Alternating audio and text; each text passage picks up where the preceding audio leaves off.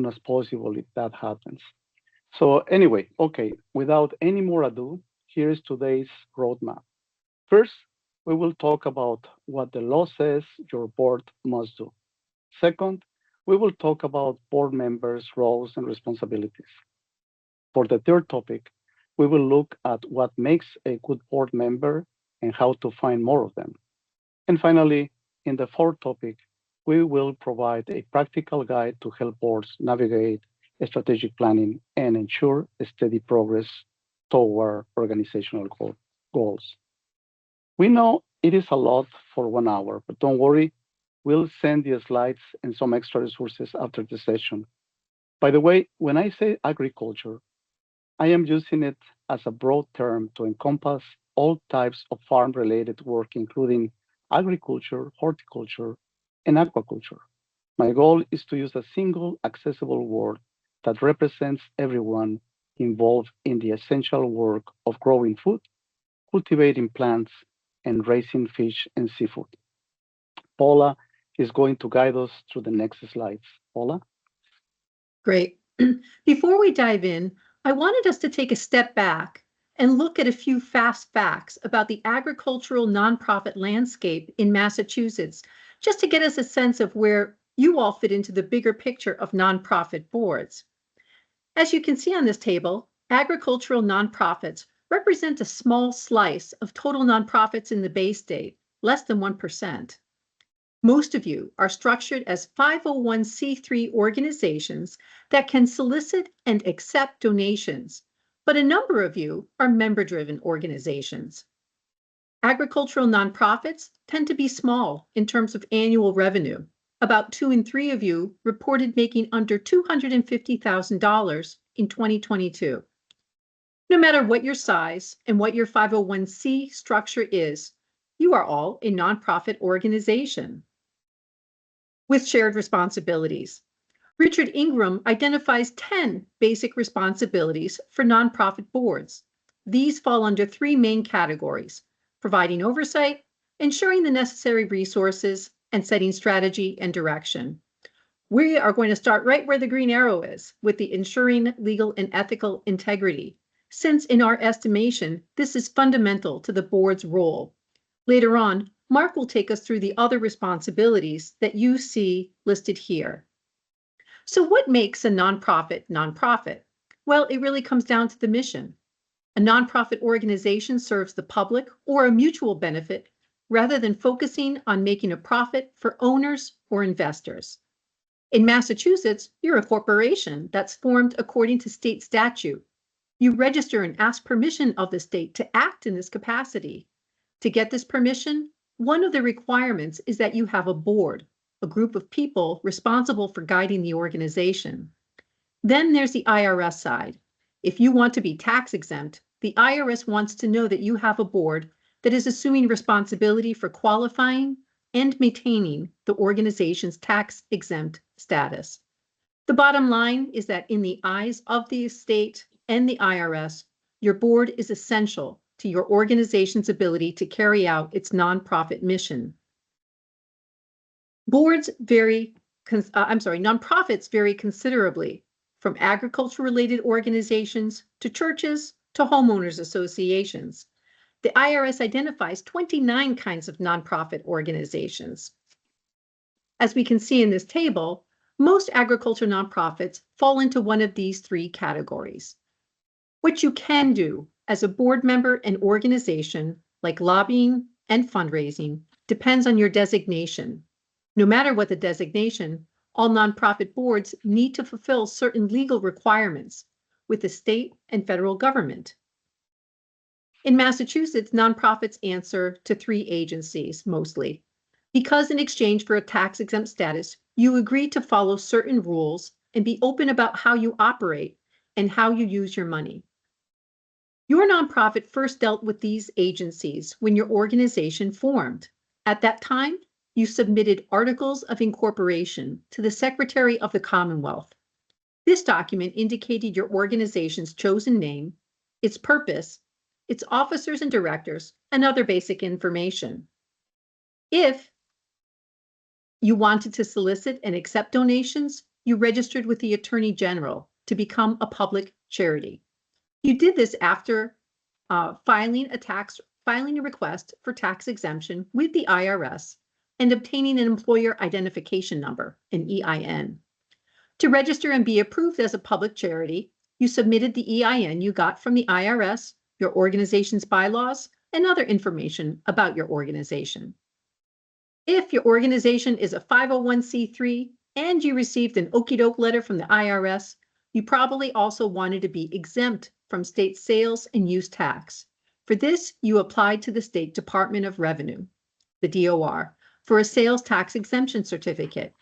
You also had to register with DOR if your organization has employees, sells merchandise, holds raffles, or wants to receive a state grant. Your organization did this when you formed. You're still required to file information, as Mark will explain. Okay, now let's talk about how you can stay on track with the required paperwork and reports that the law demands. As your organization grows, you will work with different governmental agencies.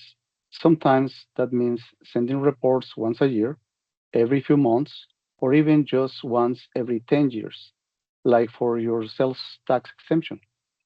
Your group worked hard to become a nonprofit and get state sales tax exemption status. One of the board's main job is to protect that status. It means you need to make sure you complete all these legal steps. They are not optional. You must do them. So now we want to share with you an idea for a practical tool to remain on track because life is not linear. People leave and new people join the board.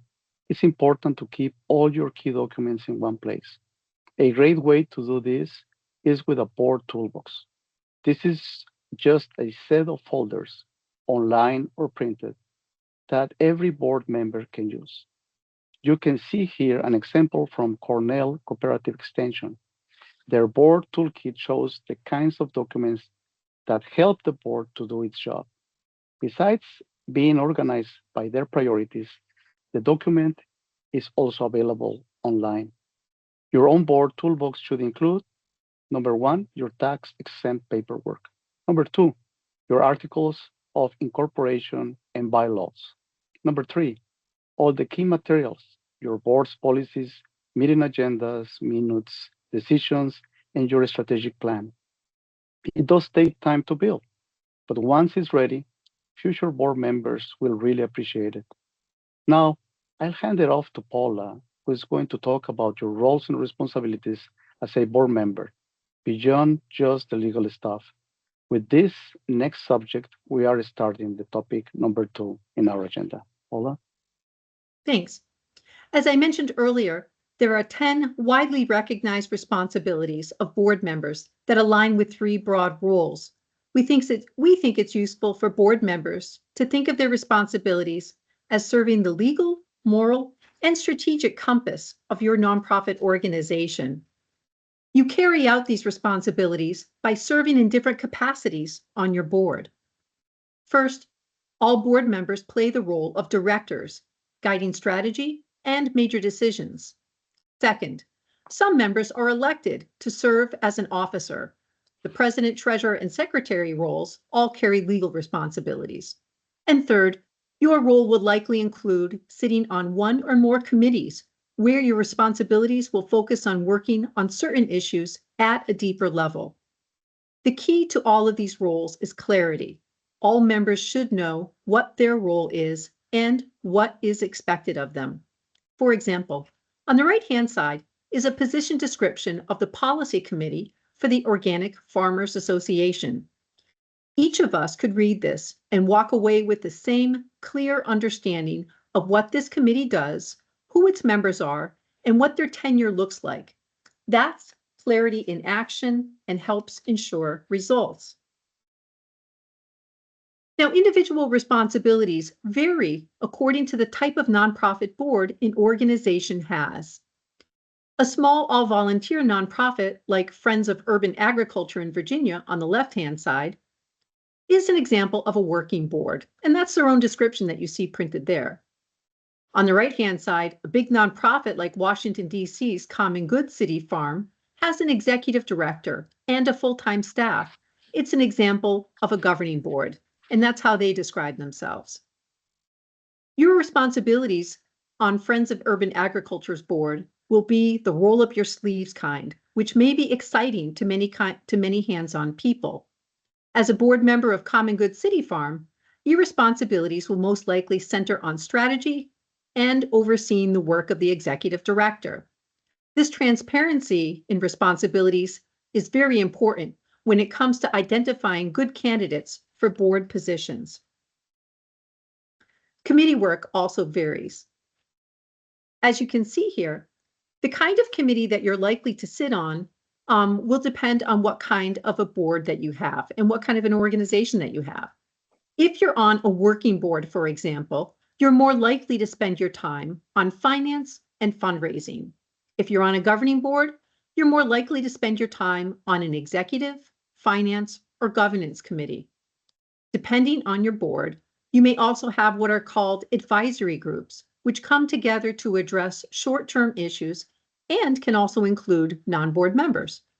No matter what kind of board or committee you serve on, you're helping to make sure that the board work is shared fairly across members. Mark? Yes, now let's talk about your legal responsibilities as a board member. It's a very important topic. Whether you serve on a working or governance board, you have three core fiduciary duties. These are care, loyalty, and obedience. Think about the fiduciary duties as how you act. Now, let me describe each one of them. The duty of care: act with attention, diligence, and informed judgment. To meet this duty, board members should: number one, read and understand important materials about the organization. Number two, attend meetings, join discussions, and contribute ideas. Number three, ask questions to ensure clear and smart decision making. Number four, always act in the best interest of the organization. By following these steps, board members foster integrity and help guide the organization forward. The next duty is the duty of loyalty.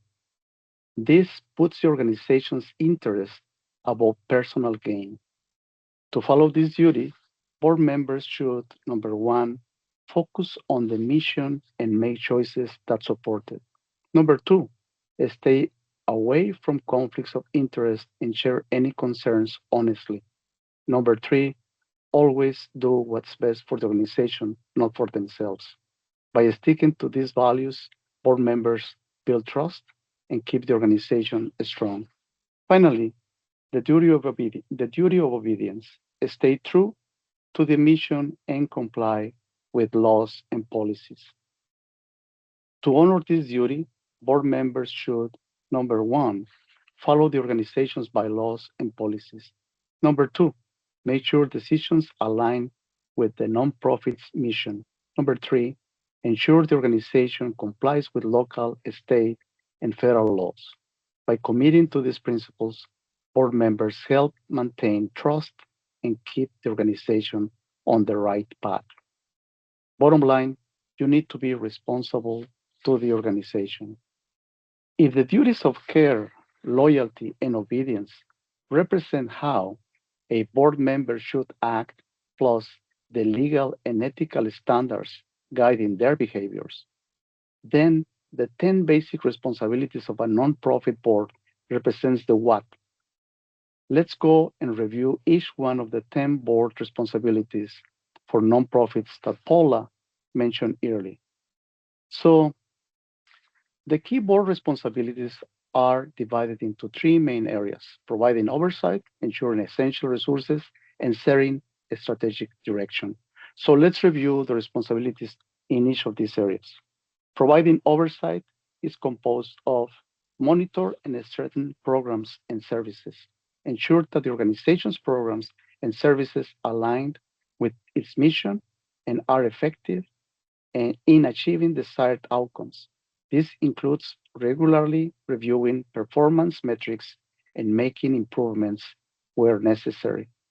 Number two, protect assets, and provide financial oversight.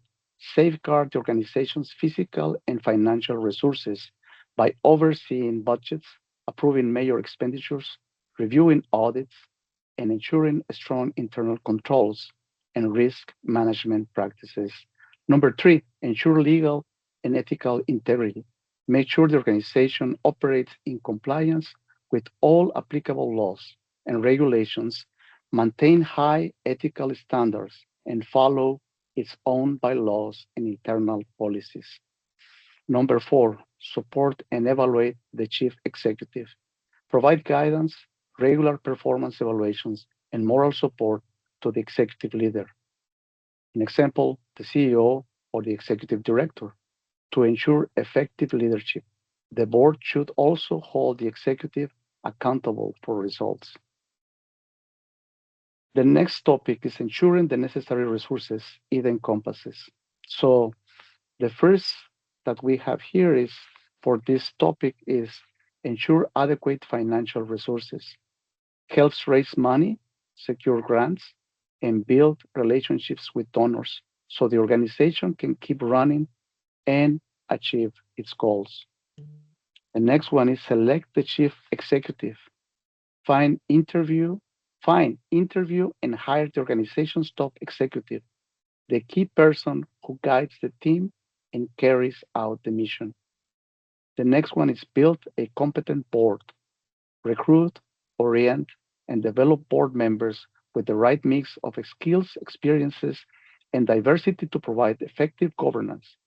This includes ongoing evaluation of board performance.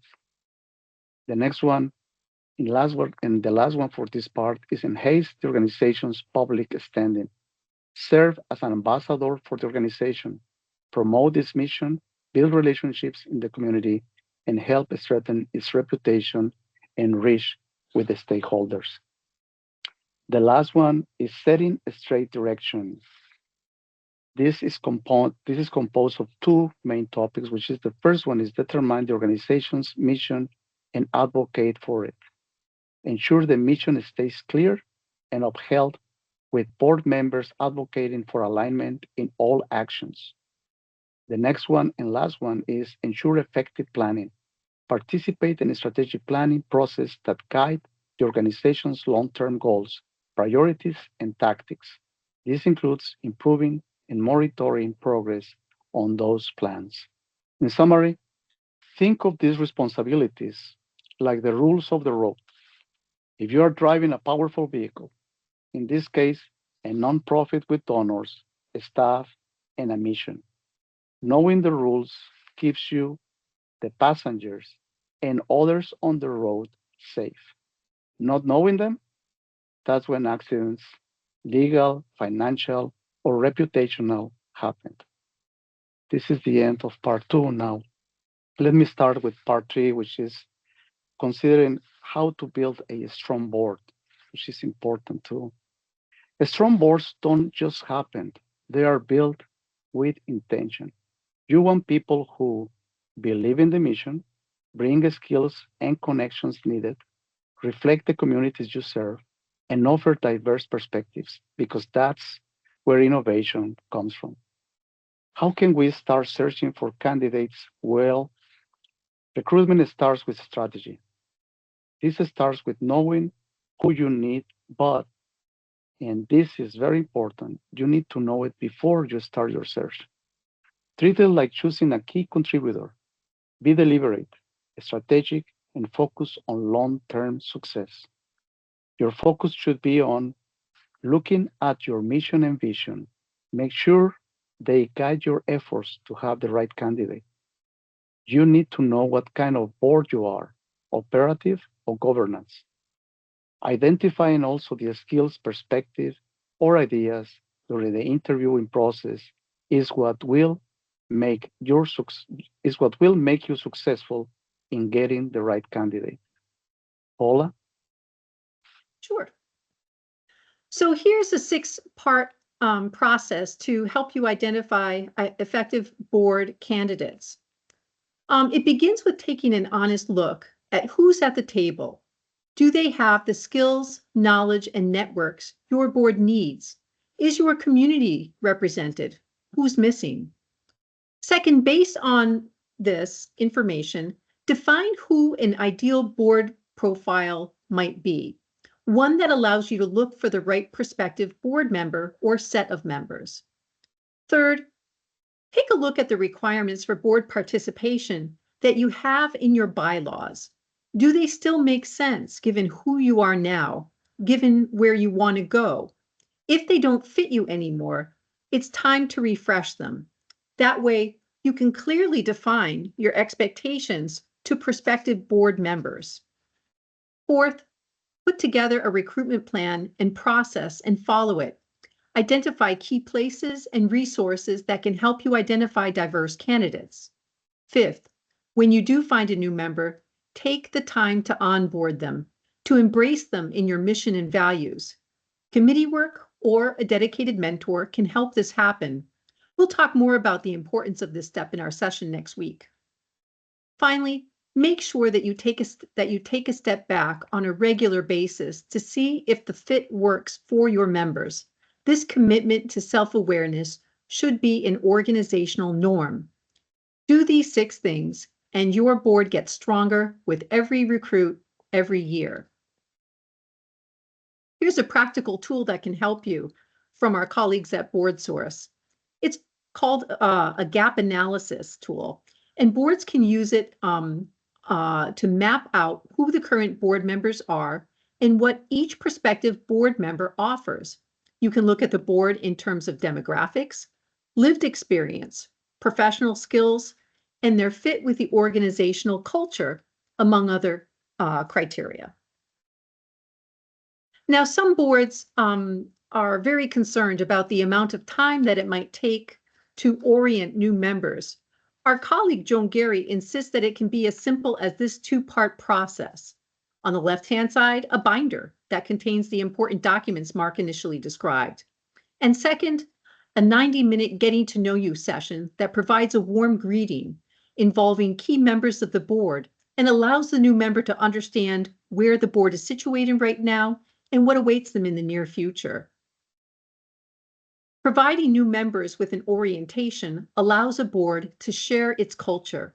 This is huge because how your board works together matters as much as what it does. Strong boards place inquiry and honest discussions at the center of their work. They make space for all voices. They respect each other's time and contributions, and they follow through on what they say they'll do. Culture isn't fluff. It's the actual fuel for everything else. The organizational culture is what allows individual members to go from service to stewardship, where you're not just volunteering your time, you're helping to shape something that matters, something that can serve the community for years to come. Great boards and great board members help build and protect the legacy of the organization. That's stewardship, and that's impact. Mark? Okay, yeah, thank you, Paula. This is our final segment. We arrived to strategic planning. So, strategic planning shows us where the organization is headed. It helps us focus on what matters most, how we will reach our goals, and how we will measure success. It ensures that every decision supports our mission and long term impact. At its foundation, strategic planning should focus on 3 essential principles. Number one, vision and long term objectives. This is our intended future state and the key goals that define our desired impact. Number two, strategic pathways and priorities. In other words, strategic frameworks, key initiatives, and resource allocations that will help us achieve our objectives. The number three is performance, measurement, and accountability. These are the indicators to be used to track progress, measure effectiveness, and guide adjustments as needed. When your board defines these strategic elements with clarity and consensus, you create a roadmap that empowers your organization's leadership, staff, and community to move forward with confidence and purpose. So, why does planning matter? Well, a strong strategic plan does more than look good on paper. It drives meaningful progress and unifies your organization around shared priorities. It helps you, number one, to focus the board's energy on what matters most. Number two, stay flexible but committed to the mission. Number three, align board, staff, and community around a common direction. And number four, unlock funding, partnerships, and new opportunities. In short, strategic planning is how you stop reacting and start leading. So, why agriculture boards needs a plan? Because the truth is, agriculture nonprofits face unique and persistent challenges. That's why strategic planning isn't just helpful, it's a critical mission. And here's why. Number one, long production cycles require coordination. Whether it's planting or harvesting, cultivation and yield, or breeding and harvest cycles, success depends on alignment across operations and funding. Number two, you navigate constant uncertainty. Weather changes, markets, policy shifts, and global trade can rapidly impact your mission. Number three, you serve a wide range of stakeholders, from producers to processors and researchers to consumers, community leaders, and policymakers. A clear strategy helps balance diverse and often competing priorities. Number four, funding is limited and often unpredictable. Compared to sectors like health or education, agriculture-related income can fluctuate significantly, making it essential to plan for diverse and sustainable revenue sources. A good plan helps you stay resilient, focused, and mission-driven, no matter the headwinds. So let's take a look at the four pillars of a strong strategic plan. A strong strategic plan stands on four pillars, key pillars. Mission and vision is the number one, which clearly define who the organization is and what it exists to achieve. Number two, environmental scan. Analyze internal and external factors, local, national, and global, that may influence current and future operations. Strategic priorities. Identify the 3 to 5 most critical goals to focus on over the next several years.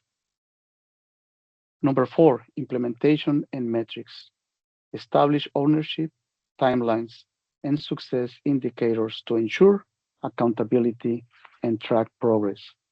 When these four pillars are strong, your strategic plan becomes a living tool, not just a document on a shelf. It will actively guide decision making, align actions, and drive meaningful results. So, the strategic planning doesn't have to be complex, but it requires a clear structure. You can approach it through a full board retreat, a series of board meetings, focus groups, or small working groups. The process can be simple or more complex, depending on your organization's size and capacity. It should be customized to suit its specific needs. The key is to effectively integrate the plan into daily operations so it serves as a guiding framework rather than just a document. Your operational plan should connect KPI metrics to your strategic goals, ensuring alignment with your broader vision. Now, boards play a central role. To be clear, your board is the owner of the strategic plan. Yes, you might bring in a consultant like us or lean on staff to gather input and write the draft, but the board provides the vision and direction. The board sets the boundaries, and the board ensures alignment with mission and values. Plus, you stay involved before, during, and after the plan is adopted. That's how a plan becomes more than just words on paper. It turns into a real tool that guides decisions and actions. So let's take a look at the common pitfalls in creating the strategic planning and how to avoid them. Um, Even good strategic plans can fail. Here is how to avoid those mistakes. The first one that we detected is trying to do too much. Not every idea deserves equal weight. Focus on a few high impact priorities and execute them with excellence. Another one is saying yes to everyone. Kind, mission driven boards often struggle with saying no, but strong leadership requires clear boundaries and tough choices. The next one is lack of ownership. Without clear accountability, plans stall. Assign board champions, integrate progress updates into meetings, and embed the plan into your culture. The last one that we detected is treating the plan as a finish line. Strategic planning is not a one and done effort. Conditions change, so revisit and refine the plan regularly. Smart boards stay curious, stay engaged, and keep asking, are we still on course? We always refer to the strategic plan as a living document. That's how we recommend to see it. Well, Paula, please take us to the touchdown. Sure. So strategic plans don't have to be long or detailed. They do have to be thoughtful with actionable goals and, especially for boards, clear metrics. We have a couple of examples here. We don't necessarily endorse them, but we do think that they do a good job at demonstrating that clarity. On the left-hand side, we have Fresh Farm's 5-year strategic plan. It contains 6 goals, and what it displays is solid metrics. If you're a board member sitting around the table, you can take a look at where they want to be and know exactly how you're doing. The same thing can be seen on the other side with the example from the Farmers Market Coalition. They have an ambitious plan that has 7 goals. What they've done, however, is lay them out over short term, midterm, and long term.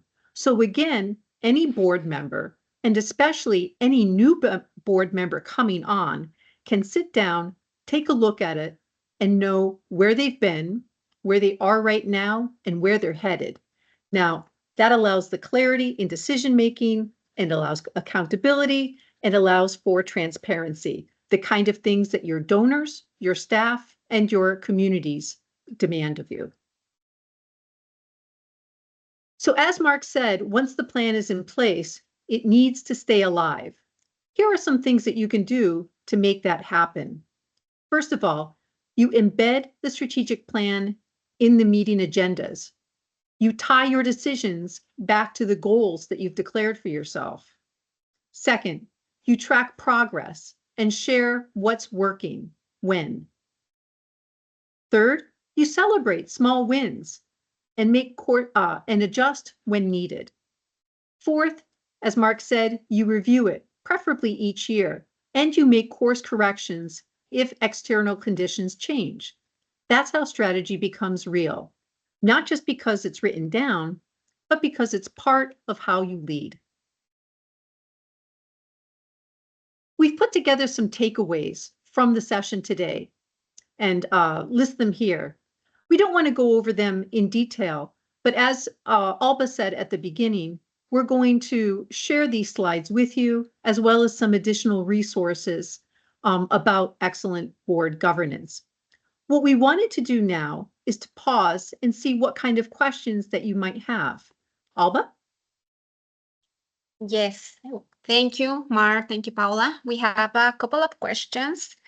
The first one is there any organization to come across for